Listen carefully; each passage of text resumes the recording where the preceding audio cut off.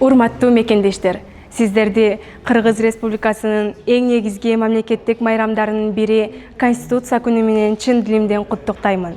Конституция бул биздин мамлекеттүүлүгүбүздүн негизи, элибиздин биримдигинин жана адилет коом куруунун башкы таянычы. Конституция күнү бул мыйзамдуулуктун жана тартиптүүлүктүн символу.